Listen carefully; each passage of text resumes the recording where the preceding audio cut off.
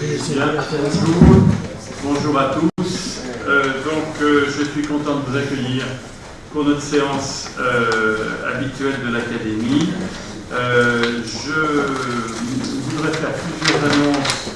D'une part, on a recommencé la publication des e-mémoires, le travail sur les e-mémoires. Je pense que là, on est en train de reprendre. Oui, mais c'est un effort de tout le monde. Et donc, on est en train de reprendre ces publications et je pense qu'on va retrouver une vitesse de croisière. Ensuite, on essaye de faire en sorte que les séances qu'on diffuse sur YouTube soient plus visibles et de meilleure qualité. Donc, on va, avec Pascal Bourret, on a vu quelques petites modifications qu'on pourrait faire au fil du temps, progressivement, pour voir comment on peut améliorer, notamment le son. Et donc, il est demandé aux orateurs de bien parler dans le micro et faire attention en bougeant de ne pas se dégager du micro. On a rajouté un micro supplémentaire. Et puis également, pour ceux qui posent des questions, de poser des questions dans le micro. L'idéal, c'est de pouvoir accéder aux micros qui sont sur des pieds, comme on fait dans les congrès d'ailleurs, parce que le passage, quand on passe le micro de main en main, souvent ça détériore le son, et puis parfois les gens commencent à parler avant même d'avoir le micro, ce qui ampute la question d'une partie de son intérêt.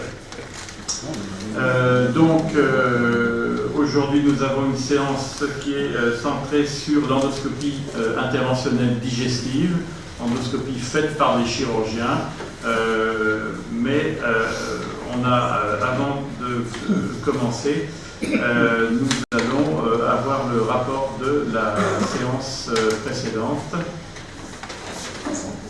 Merci.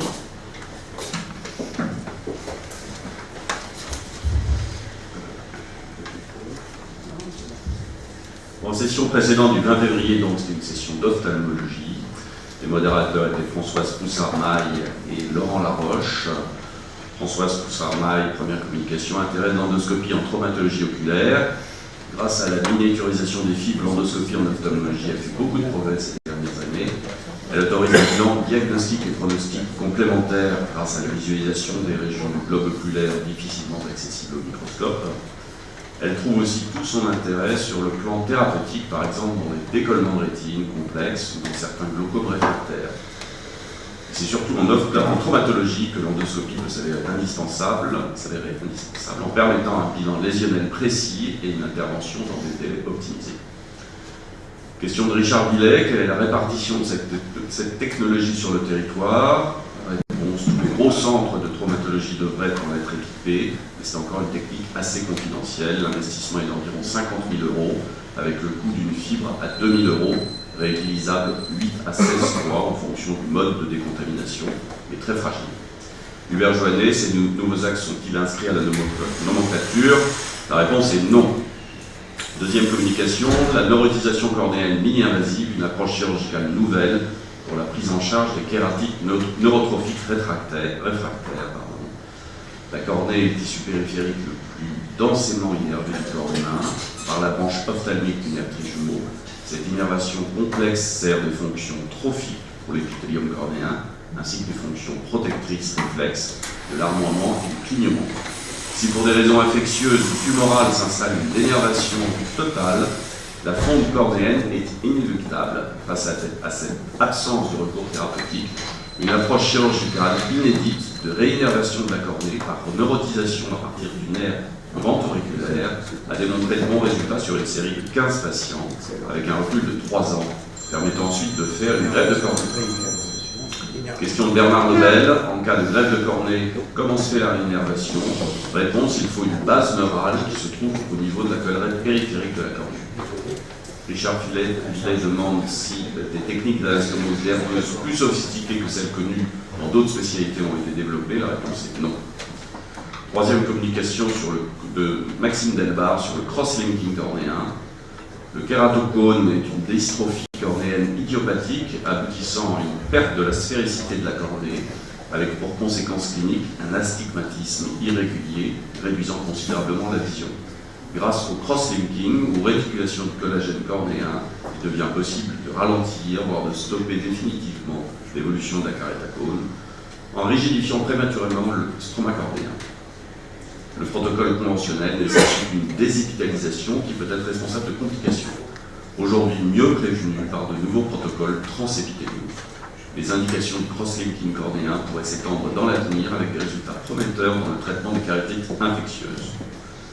Question de Laurent Laroche, cette technique est à proposer en première intention dans les kératocones, en connaissance des complications possibles. On se cross-link naturellement avec l'âge, et notamment au niveau de la cornée. 80-90% des kératocones cessent d'évoluer à partir de 40 ans. Pour Richard Villet, toujours dans le cadre de la transversalité, avez-vous fait des recherches sur les maladies du collagène qui peuvent atteindre d'autres organes et entraîner d'autres pathologies, notamment dans le domaine des pathologies aortiques ou du pelvis? Et si la technique du cross-linking, à ce moment-là, pourrait-elle être utilisée? La réponse est non. À noter que le collagène placentaire est utile pour faire des lenticules cornéens. Communication d'Éric Gabisson, des greffes de cornée en 2019. La kératoplastie transfixiante, pleine épaisseur, a été la technique de greffe de cornée la plus utilisée au XXe siècle. Elle est actuellement remplacée par un remplacement sélectif ou kératoplastie lamellaire avec une diminution du risque de rejet et des autres complications. Ces greffes sélectives sont aidées par l'utilisation de la tomographie, par cohérence optique, OCT, et par l'utilisation du laser femtoseconde. Ces nouvelles technologies associées permettent d'augmenter la précision et la reproductibilité du geste et de vérifier l'orientation du greffon. Question de Bernard Lebel, quels résultats, quelles complications? Réponse, 5000 greffes par an sont faites en France, il n'y a plus que 5% de kératoplastie transfixiante. Les résultats, 95% de succès immédiat et 80% à 2 ans pour les greffes à bon pronostic. Richard Villet demande s'il y a un manque de cornée. Une cornée peut-elle servir à 2 patients? Quels sont les critères de compatibilité pour le choix des greffons? Réponse, une pénurie de greffons apparaît du fait de l'augmentation des indications de greffe. Une cornée peut être utilisée pour 2 patients. Il n'y a pas de critère de compatibilité. L'utilisation des immunosuppresseurs par voie générale n'est pas nécessaire. Dernière communication de Laurent Laroche, chirurgie des très forts astigmatismes.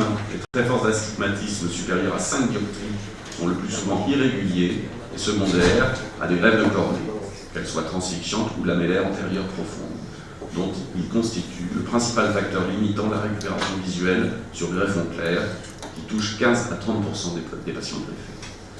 La photoablation seule par LASIK est insuffisante pour les corriger, de même que les incisions cornéennes isolées, mais l'association des 2 techniques au moyen de lasers robotisés, guidés informatiquement par une imagerie à haute définition, permet la conduite d'interventions séquentielles aptes à restaurer une anatomie compatible avec une bonne acuité visuelle.